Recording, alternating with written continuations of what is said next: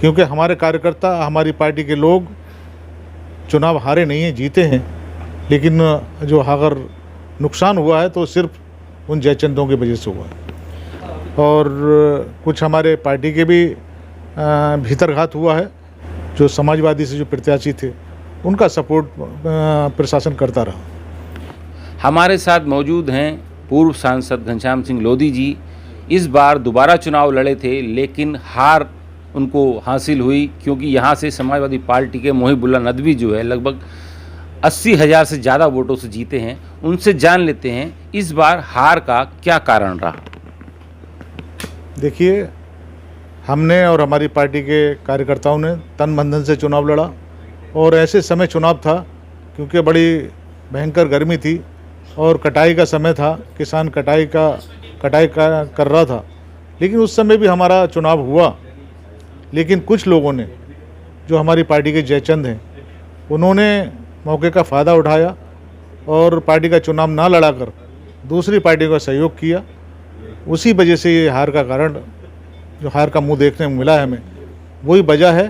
क्योंकि हमारे कार्यकर्ता, हमारी पार्टी के लोग चुनाव हारे नहीं हैं, जीते हैं। लेकिन जो अगर नुकसान हुआ है तो सिर्फ उन जयचंदों की वजह से हुआ है। अच्छा, अगर बात करें तो आपने इस चुनाव में जो हार हासिल की है, जो हार आपको मिली है, वो अपनों की वजह से मिली है या गैरों की वजह से मिली है? नहीं, इसमें ये जांच का विषय है। पार्टी जांच कर रही है और कुछ हमारे पार्टी के भी भीतरघात हुआ है और कुछ प्रशासन का भी रवैया अच्छा नहीं रहा। क्योंकि प्रशासन के लोग भी, मैंने देखा, रुख अच्छा नहीं था। और जो हमारे जो विपक्षी, जो समाजवादी से जो प्रत्याशी थे, उनका सपोर्ट प्रशासन करता रहा। अच्छा, अगर बात करें तो इस बार हारने के बाद उत्तर प्रदेश में जिस तरीके से भारतीय जनता पार्टी को उम्मीद थी कि हमारी 80 सीटें आएंगी, 70 सीटें आएंगी, लेकिन 33 पर ही सिमट कर रह गई। अब पार्टी हार की समीक्षा कर रही है। क्या लगता है इस समीक्षा में किस पर गाज गिरेगी, किसकी कमियां सामने आ रही हैं? अब ये तो जांच का विषय है। पार्टी केंद्र में भी पार्टी हमारी जांच कर रही है और उत्तर प्रदेश सरकार भी, जो पार्टी हमारी, वो जांच का विषय है। लेकिन पूरे प्रदेश का एक माहौल था, क्योंकि आपने देखा होगा 35 सीटें लगभग हमारी हारी हैं। जो लक्ष्य था हमें उसे प्राप्त नहीं हुआ। उसमें माननीय मुख्यमंत्री जी ने, माननीय हमारे प्रधानमंत्री जी ने, माननीय हमारे प्रदेश अध्यक्ष जी ने और बाकी हमारे जो इतने भी हमारे नेतागण हैं, बड़ी मेहनत रात दिन की विचारों ने। लेकिन उसका रिजल्ट हमारे उत्तर प्रदेश में नहीं आ पाया। तो ये जांच का विषय है।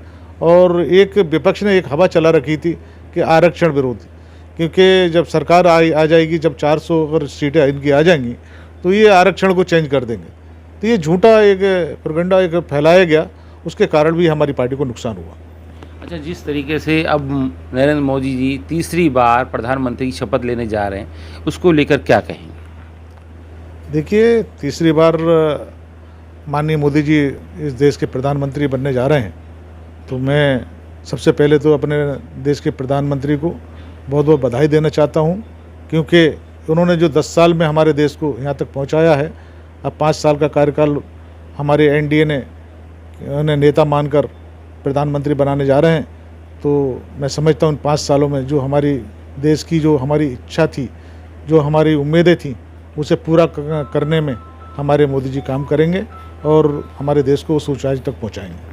अच्छा, जिस तरीके से उत्तर प्रदेश में अब हार की समीक्षा हो रही है, तो क्या लगता है कहीं ना कहीं कुछ अधिकारी, या यूँ कहें कि कुछ नेताओं की बात अधिकारी नहीं मानते थे, जिसकी वजह से ये हार का सामना करना पड़ा? नहीं, ऐसा तो नहीं है। कार्यकर्ता की कोई ऐसी शिकायत नहीं है, क्योंकि मैंने भी 2 साल लगभग रहकर, जनता के बीच में रहकर, अपने घर पर रहकर, अपने जनता के बीच में रहकर काम किया है और जनता की समस्याओं का समाधान कराया है। लेकिन जनता कोई कह नहीं सकती कि हमारे जो सांसद या हमारे कार्यकर्ताओं ने हमारी नहीं सुनी। सब लोगों के हमने काम किए हैं और उसी आधार पर आपने देखा होगा 4 लाख वोट यहाँ पर जनता ने दिया है। उम्मीद का हम जनता की नज़रों में हम खरे उतरे हैं, क्योंकि कोई विरोध किसी का नहीं था। लेकिन कुछ लोग चाहते थे कि ये चुनाव ना जीते, उसी कारण हमें नुकसान हुआ है। लेकिन उसकी समीक्षा पार्टी कर रही है और मैं समझता हूँ समीक्षा करके उन पर कार्रवाई भी होनी चाहिए।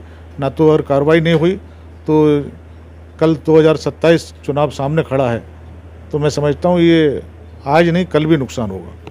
अच्छा, भारतीय जनता पार्टी की बात करें तो रामपुर में कई ऐसे बूथ हैं जहां पर भारतीय जनता पार्टी को मात्र 1 वोट मिला है उस बूथ पर, और समाजवादी को काफ़ी वोट मिले हैं, कहीं 2 मिले हैं, कहीं 5 मिले हैं। इसको लेकर क्या कहेंगे? देखिए, वायरल तो हो रही है खबर, मैंने भी उस पर फेसबुक पे देखा है, लेकिन ये पता नहीं चल रहा कहाँ का बूथ है, कहाँ क्या है, ऐसा तो कहीं नहीं हो सकता। लेकिन अब ये रामपुर बाहुल, जो रामपुर हमारा जो ज़िला है, एक मुस्लिम बाहुल, अल्पसंख्यक बाहुल ज़िला है, क्योंकि आधे से ज़्यादा आबादी यहाँ पर मुस्लिमों की है। और मैं समझता हूँ मुस्लिम भाजपा को कम ही मतदान करता है। जो व्यक्तिगत हो या जो पार्टी से लगाव रखता हो या देश से जो लगाव रखता हो, वो मुस्लिम मतदाता भाजपा को वोट देता है। बाकी तो सपा या कांग्रेस को भी मतदान किया है लोगों ने, लेकिन जिन्होंने दिया है उनका भी बहुत बहुत धन्यवाद, जिन्होंने नहीं दिया है उनका भी बहुत बहुत धन्यवाद। अब तो चुनाव निकल गया, अब तो ये जो जांच का विषय है, किसने दिया किसने नहीं दिया, किसने नुकसान किया, ये जांच चल रही है, तो जांच के बाद ये सब पता चलेगा। तो ये थे हमारे साथ पूर्व सांसद घनश्याम सिंह लोधी जी, जिन्होंने कहा कि हार की समीक्षा हो रही है और अगर पार्टी को 2027 में ज़मीन अपनी कायम रखनी है तो ऐसे भीतरघातियों पर कार्रवाई करनी पड़ेगी। राजीव वर्मा, रामपुर। क्या कहता है वोटर? अब की बार किसकी सरकार?